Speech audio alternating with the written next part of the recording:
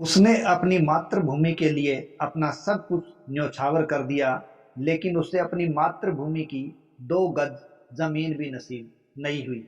जी हाँ, ऐसा ही एक राठौड़ सरदार हुआ है जो अपनी मिट्टी के लिए मर मिटा, लेकिन अपनी मिट्टी को 2 गज वो प्राप्त भी नहीं कर पाया। और ये वीर था वीर दुर्गादास राठौड़। देखिए, वीर दुर्गादास राठौड़ का जन्म 1638 ईस्वी के अंदर सालवा गांव के अंदर हुआ था और वे जोधपुर के महाराजा जसवंत सिंह की सेवा में रहने वाले आसकरण की तीसरी पत्नी की संतान थे। आसकरण को मारवाड़ में सालवा की जागीर मिली थी और कालांतर में मुहनोत नैणसी के बाद उसे मारवाड़ का प्रधानमंत्री बना दिया गया था। देखिए, जसवंत सिंह मारवाड़ के शासक थे और मोहनोत नैणसी है वो उनके प्रधानमंत्री थे। लेकिन कालांतर में जब मोहनोत नैणसी को वहां से निकाल दिया गया तो मारवाड़ का प्रधानमंत्री आसकरण को बना दिया गया था। अपनी पत्नी से प्रेम न रहने के कारण आसकरण है उसने पत्नी और पुत्र दोनों को अपने से अलग कर दिया। तो बालक दुर्गादास अपनी माता के साथ लुणावे गांव में ही रहता था और वहां रहते हुए वो खेती बाड़ी के द्वारा ही अपना गुजारा चलाया करते थे। 1655 ईस्वी की बात है। आपसी कहा सुनी के बाद उसने अपने खेत से होकर सांडणियों यानी मादा ऊंट ले जाने पर एक राजकीय चरवाहे को मार डाला था। खबर मिलने पर महाराजा ने आसकरण से सफाई मांगी।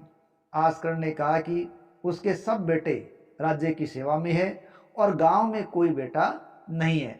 तब महाराजा ने दुर्गादास को बुलाया और उससे सारी बात पूछी। दुर्गादास ने अपना अपराध स्वीकार कर लिया और कहा कि उस चरवाहे की लापरवाही के कारण न केवल किसानों की फसल बर्बाद हो रही थी, बल्कि उसने आपके दुर्ग को भी अपशब्दों के साथ बिना छज्जे का दौड़ा ढूंढा कहा था। यानी बिना छत का सफेद खंडर उसने आपके लिए कहा था। इस कारण मैंने उसकी हत्या कर दी। पूरी जानकारी प्राप्त करके महाराजा ने आसकरण से पूछा कि यह तुम तो कहते थे कि गांव में मेरा कोई बेटा नहीं है। तो आसकरण ने कहा कि कपूत को मैं बेटों में नहीं गिनता। महाराजा जसवंत सिंह बोले, यह आपका भ्रम है। यही कभी डगमगाते हुए मारवाड़ को कंधा देगा। और इसके बाद उन्होंने दुर्गादास को अपनी सेवा के अंदर रख लिया। 1667 ईस्वी में दुर्गादास को 12,000 रुपए की वार्षिक आय वाले 5 गांव है वो प्रदान किए गए, जिनके अंदर झांवर, समदड़ी, जगीसा कोठड़ी, अंबारोवाड़ो और अमरसर ये गांव दिए गए थे। कालांतर में जसवंत सिंह के द्वारा मारवाड़ के राइमल बालो, जवण देसर और वाम सेन गांव को भी रोहतक फरगने का लुणोद गांव भी दुर्गादास को जागीर के रूप में दे दिया था। बाद में जोधपुर पर शाही नियंत्रण होने की घटना भी हुई थी। देखिए, महाराजा जसवंत सिंह और मुगल बादशाह औरंगजेब के बीच प्राय विरोध की स्थिति बनी रहती थी। देखिए, इसका कारण क्या था कि जब मुगलों में उत्तराधिकार का संघर्ष हुआ था तो औरंगजेब के खिलाफ जाकर जसवंत सिंह ने उसके भाइयों का साथ दिया था, लेकिन अब वो औरंगजेब की सेवा में था। तो औरंगजेब और उनके बीच विरोध बना रहता था। इस कारण औरंगजेब ने जसवंत सिंह को मारवाड़ से काफी दूर भेज रखा था और उसे जमरूद अफगानिस्तान के थाने पर नियुक्त कर रखा था। 1678 ईस्वी में जमरूद में जसवंत सिंह की मृत्यु हो गई और उसकी मृत्यु की खबर सुनते ही औरंगजेब के मुंह से निकल पड़ा, दरवाजा ए कुफ्र शिकस्त। यानी आज कुफ्र का दरवाजा टूट गया है, यानी आज मजहब विरोध का दरवाजा टूट गया। लेकिन जब यह बात महल में बेगम ने सुनी तो उसने कहा, आज शोक का दिन है कि बादशाहत का एक ऐसा स्तंभ टूट गया। जसवंत सिंह की मृत्यु के बाद औरंगजेब ने जोधपुर को खालसा घोषित कर दिया। देखिए, खालसा क्या है? राजा ने उस भूमि को सीधा अपने अंडर ले लिया, यही था खालसा। और ताहिर खां को फौजदार बना दिया, खिदमत गुजार को वहां का किलेदार बना दिया, शेर अनवर को वहां अमीन नियुक्त कर दिया और अब्दुल रहीम को वहां कोतवाल बनाकर प्रबंध करने के लिए नियुक्त कर दिया। इस प्रकार मारवाड़ पर पूरी तरीके से नियंत्रण स्थापित कर लिया। और मारवाड़ पर नियंत्रण स्थापित होने के बाद खान जहां बहादुर मंदिरों को तोड़ने से एकत्रित हुई मूर्तियों को गाड़ियों में भरवाकर अप्रैल 1679 में दिल्ली पहुंच गया, तो बादशाह ने उसकी बड़ी प्रशंसा की और मूर्तियां दरबार के जल्लू खाने यानी आंगन और जामा मस्जिद की सीढ़ियों के नीचे डाली जाने की आज्ञा दे दी, ताकि लोगों के पैरों के नीचे कुचली जा सके। 26 मई 1679 को औरंगजेब ने क्या किया, जसवंत सिंह के बड़े भाई थे अमर सिंह, उनके पोते इंद्र सिंह को जोधपुर का राज्य दे दिया और राजा का खिताब, खिलत, जड़ाऊ साज की तलवार, सोने के साज सहित घोड़ा, हाथी, झंडा और नकारा दिया। तो उसने भी बादशाह को 36 लाख रुपए की पेशकशी प्रदान कर दी। इस प्रकार वहां पर कौन नियुक्त हो गया, वहां पर इंद्र सिंह नियुक्त हो गया। लेकिन इंद्र सिंह के नियुक्त होने के बाद मारवाड़ के क्षेत्रों में लगातार उपद्रव हो रहे थे और इंद्र सिंह वहां होने वाले उपद्रवों को शांत नहीं कर पाया, जिसके कारण बादशाह ने लगभग 2 महीने के बाद ही इंद्र सिंह को वापस बुला लिया।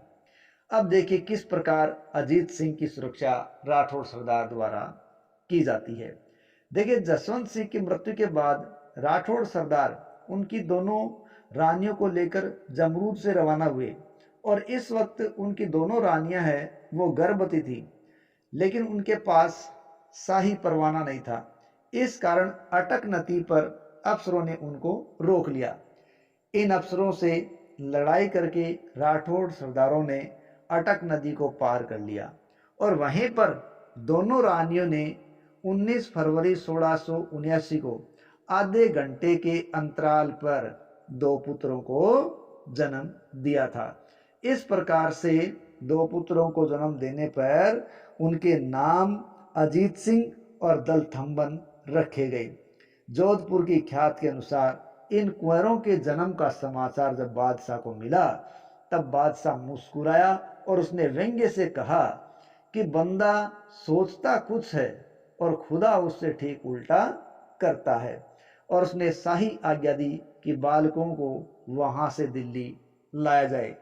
इस प्रकार उसने उनको बंदी बनाने के लिए योजना बनाई थी। आदेशानुसार दिल्ली में दोनों कुंवरों और रानियों को किशनगढ़ के राजा रूप सिंह की हवेली में ठहरा दिया गया।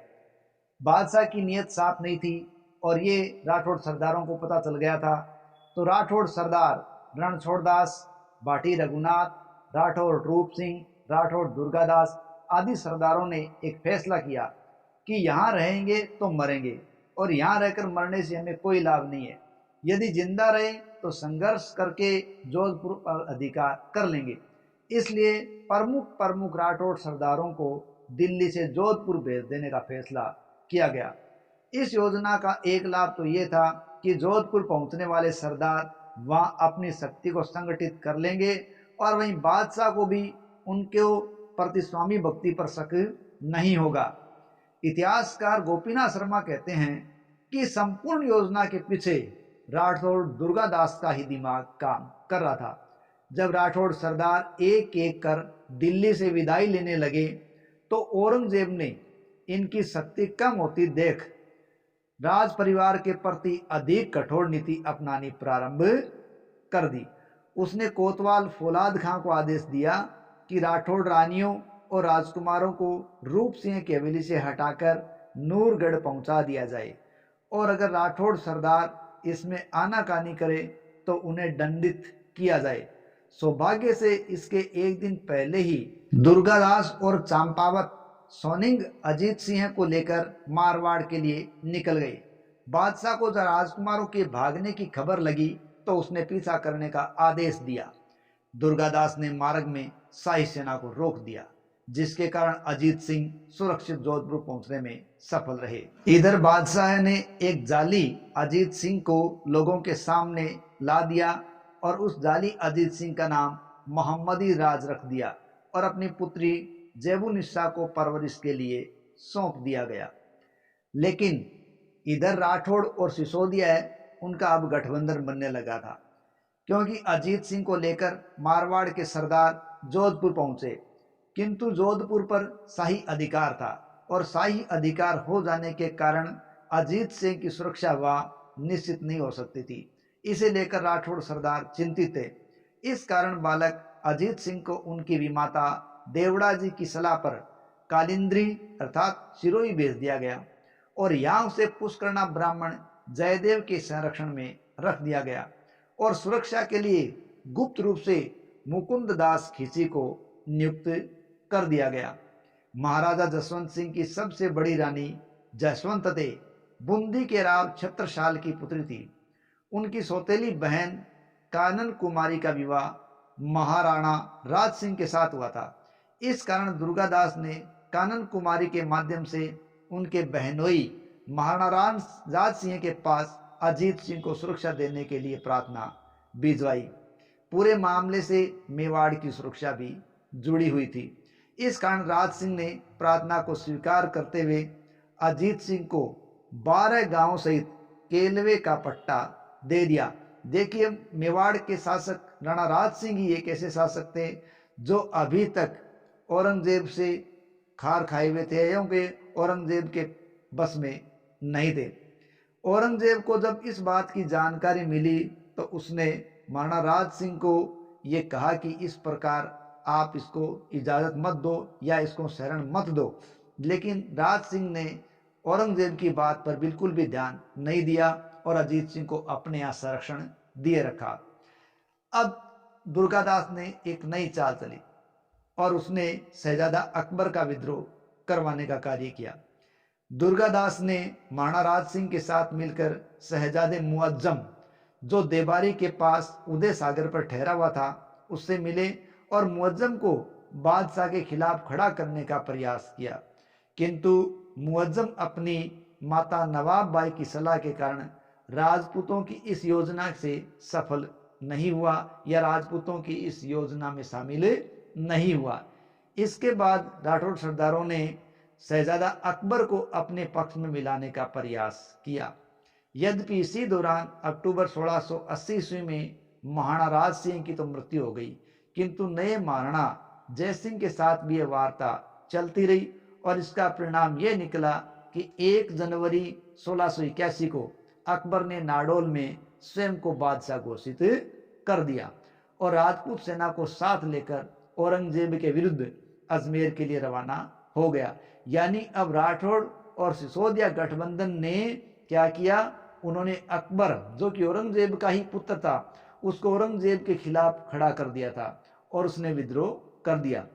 औरंगजेब की सेना ने अजमेर के पास दोराई नामक स्थान पर पड़ाव डाल दिया।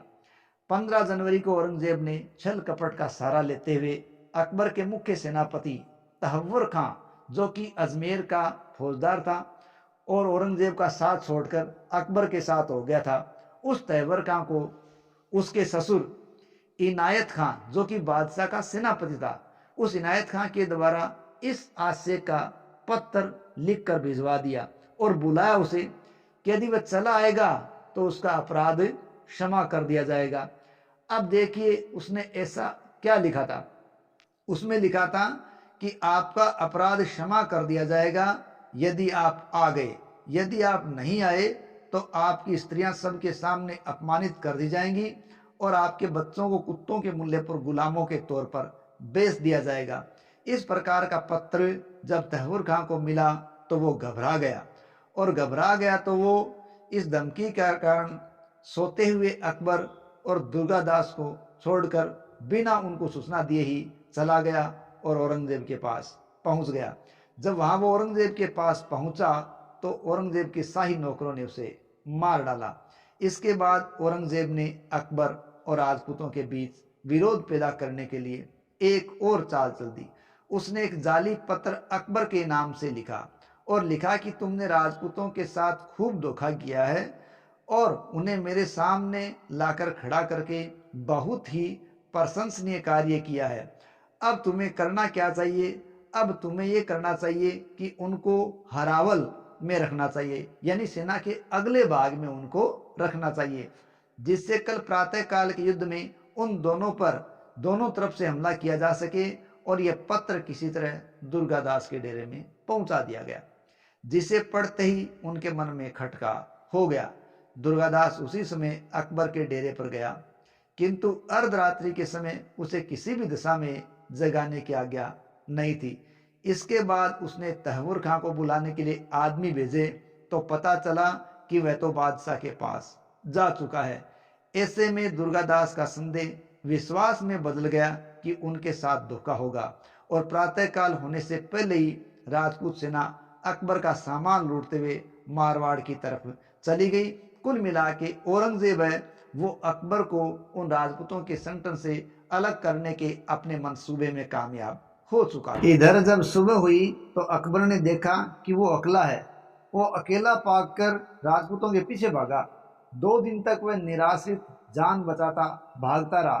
तब दुर्गादास को औरंगजेब की चाल समझ में आई, और औरंगजेब की चाल समझकर उन्होंने अकबर से मुलाकात की, अकबर को अपने साथ लिया। उसको पहले तो सुरक्षित तरीके से मराठा राज्य तक पहुंचाया, और वहां से कहते उसको ईरान की तरफ रवाना किया, और उसके बाद उसके बारे में कोई जानकारी मिलती नहीं है। लेकिन अब औरंगजेब के द्वारा दुर्गादास को मारने का प्रयास किया गया।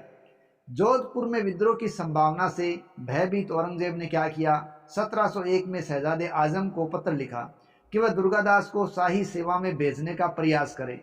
यदि वो शाही सेवा में आने से इनकार करे तो उसे मार दिया जाए।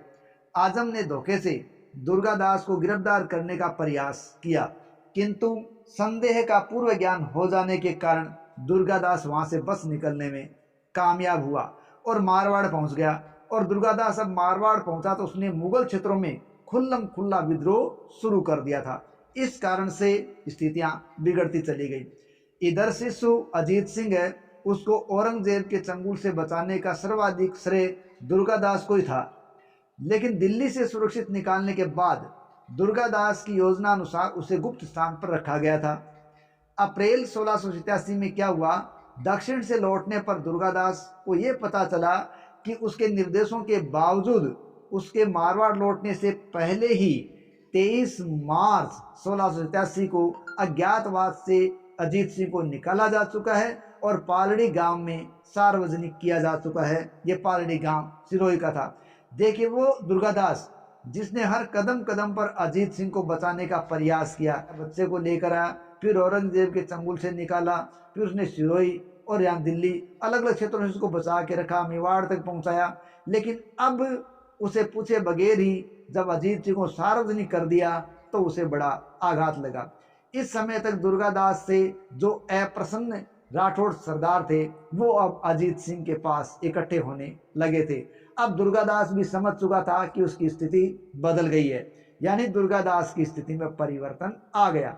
वह अजीत सिंह के भाग्य निर्धारित करने वाली अब केंद्रीय शक्ति नहीं रहा था, क्योंकि अब तक तो वो केंद्रीय शक्ति था जो अजीत सिंह का भाग्य निर्धारित कर रही थी। लेकिन अब उसे समझ में आ गया कि उसकी भूमिका केंद्रीय स्थिति से निकलकर अलग हो चुकी है। इस कारण उसने देर न करके बदलती परिस्थितियों का समझने का प्रयास किया और अक्टूबर 1687 में अजीत सिंह ने भीमरलाई गांव में दुर्गादास से मुलाकात की। दोनों मिले और मिले तो दोनों ने एक दूसरे से गिले शिकवे भी दूर कर लिए। 1707 ईस्वी में औरंगजेब की मृत्यु हो गई। इसकी मृत्यु की खबर मिलने के बाद अजीत सिंह ने जोधपुर के नायब फौजदार जाफर कुली को भगा दिया और उसने अपने पैतृक राज्य मारवाड़ पर कब्जा कर लिया और पल पल पर दुर्गादास उसके साथ था। यह आक्रमण इतना जल्दी हुआ कि किले में मौजूद कुछ मुसलमानों को जान बचाने के लिए हिंदुओं का वेश बनाकर यहाँ से भागना पड़ा था। जोधपुर राज्य की ख्यात में लिखा है कि सांबर विजय जो कि 3 अक्टूबर 1708 को हुई थी के बाद वहां डेरे होने पर दुर्गादास ने अपनी सेना सहित अलग डेरा डाल दिया था। महाराजा ने उसे मिसल यानी सरदारों की पक्ति में डेरा डालने को कहा तो उसने उत्तर दिया कि मेरी तो उम्र अब थोड़ी रह गई है, मेरे पीछे के लोग मिसल में डेरा करेंगे। अजीत सिंह के व्यवहार से आहत दुर्गादास मेवाड़ के महाराणा अमर सिंह द्वितीय की सेवा में चला गया और वहां से बुलाने पर भी जोधपुर नहीं लौटा था।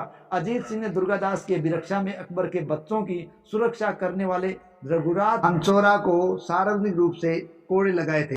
यानी दुर्गादास ने अकबर के बच्चों की सुरक्षा करने का जिम्मा रघुनाथ सांचौरा को दे रखा था और अजीत सिंह ने अब उसी को बहुत ज्यादा अपमानित भी किया, उसे कालकोठरी में रखा, भूखा प्यासा रखा और मरने के लिए उसे बाध्य कर दिया था। और ये घटना 1707 की बताई जाती है। परंतु ये बात अजीत सिंह की दुर्गादास राठौड़ को पसंद नहीं आई, लेकिन कुछ ही समय पश्चात जुलाई 1708 ईस्वी में अपने महामंत्री मुकुंद दास चंपावत को और उसके बाद उसके भाई रघुनाथ चंपावत की भी हत्या करवा दी गई। इतिहासकार रघुवीर सिंह तो कहते हैं कि इन घटनाओं से दुर्गादास को ये एहसास हो गया था कि अगली बारी उसी की है। दुर्गादास राठौड़ है वो महाराणा अमर सिंह की सेवा में जा चुका था और वहाँ महाराणा अमर सिंह ने मेवाड़ में विजयपुर की जागीर उसको दे दी थी और उसके लिए 500 रुपये रोजाना के निर्धारित भी कर दिए थे। बाद में वह रामपुरा का हाकिम भी बना दिया गया था और वहीं रहते हुए 22 नवंबर 1718 में उसकी मृत्यु हो गई थी और उसका अंतिम संस्कार शिप्रा नदी के तट पर उज्जैन में किया गया। इस प्रकार एक ऐसा मातृभूमि का सपूत जिसने अपनी मातृभूमि के लिए अपने आप को पूरे जीवन भर बलिदान किए रखा, लेकिन उसे अपनी मातृभूमि की 2 गज जमीन भी नसीब नहीं हो पाई थी। लेकिन ये एक बहुत ही बड़ा बहादुर योद्धा और कूटनीतिज्ञ व्यक्ति था। यदि राठौड़ वीर दुर्गादास की वीरता की बात की जाए तो देखिए, महाराजा जसवंत सिंह के साथ जब धर्मत के युद्ध में इन्होंने भाग लिया था, देखिए धर्मत का युद्ध शाहजहां के पुत्रों के बीच हुआ उत्तराधिकार का युद्ध था, तो उस धर्मत के युद्ध में इन्होंने भाग लिया था जसवंत सिंह के साथ। दुर्गादास के संपर्क में रहे समकालीन लेखक कुंभकर्ण साधु की रचना रतन रासों में इस युद्ध के बारे में बहुत सी जानकारी दी गई है और दुर्गादास की वीरता के बारे में कहा गया है कि दुर्गादास राठौड़ ने एक के बाद एक 4 घोड़ों की सवारी की और जब चारों एक के बाद एक करके मारे गए, अंत में वह 5वें घोड़े पर भी सवार हुआ था, लेकिन ये 5वां घोड़ा भी मारा गया। तब तक न केवल वह बल्कि उसके सारे हथियार भी टूट चुके थे और वो खुद भी बुरी तरीके से घायल हो चुका था, लेकिन वो घोड़ों से नहीं उतरा था। तथा वीर दुर्गादास राठौड़ रणभूमि में ही गिर पड़े थे और ऐसा लगा जैसे एक और भी सिर सैया पर लेटा हुआ है। जसवंत सिंह ने आदेश दिया कि घायल दुर्गादास को युद्ध स्थल से हटाया जाए और उनको जोधपुर भेज दिया जाए और वहां उनको भेजा गया। दुर्गादास राठौड़ न केवल वीर था बल्कि एक बहुत ही अच्छा कुशल कूटनीतिज्ञ भी था। दुर्गादास ने अपनी कूटनीति से न केवल अजीत सिंह की रक्षा की थी बल्कि उसे जोधपुर के सिंहासन पर भी आसीन करवाने में कामयाबी प्राप्त की थी और इसके लिए उसने न केवल मेवाड़ के महाराणा राज सिंह के साथ मिलकर एक राठौड़ सिसोदिया गठबंधन बनाया बल्कि शहजादा अकबर को भी अपने ही पिता के खिलाफ यानी बादशाह औरंगजेब के खिलाफ विद्रोह करने के लिए भी प्रेरित कर लिया था। अकबर का विद्रोह असफल होने के बाद उसे अकेला नहीं छोड़ा, उसे दक्षिण में सुरक्षित ले गया और वहां से मराठों के पास ले जाकर उसे ईरान जाने का रास्ता दिया और ईरान की तरफ उसको रवाना किया। इस प्रकार उसकी पूरी सुरक्षा भी की थी। दुर्गादास ने और अकबर के लिए इतना ही नहीं किया था बल्कि उसके अकबर के पुत्र बुलंद अख्तर और पुत्री सफियतुन्निसा को न केवल अपने पास रखा बल्कि दुर्गादास ने पूरी मित्रता भी निभाई थी। अपने धर्म, दर्शन और सर्वपंथ समादार का उसने परिचय दिया था। उसने दोनों बच्चों की देखभाल की, अच्छी शिक्षा दीक्षा की व्यवस्था की और ऐसी व्यवस्था की जो कि एक सुन्नी मुसलमान के लिए आवश्यक थी और अवसर आने पर उसने उन बच्चों को सम्मान पूर्वक बादशाह औरंगजेब के पास भी भेज दिया था। दुर्गादास राठौड़ ने अपने इन्हीं विरोचित गुणों के द्वारा ही औरंगजेब जैसे पाषाण हृदय व्यक्ति का दिल भी जीत लिया था और उसे मनसब भी प्राप्त किया था। कर्नल टोड ने उसे राठौड़ों का यूलिसेस कहा है। दरअसल यूलिसेस का जो नाम है वो यूनान के काव्य से जुड़ा हुआ है। यूनान के प्रसिद्ध काव्यकार हुए हैं होमर, जिनकी 2 रचनाएं हैं, इलियड और ओडेसी।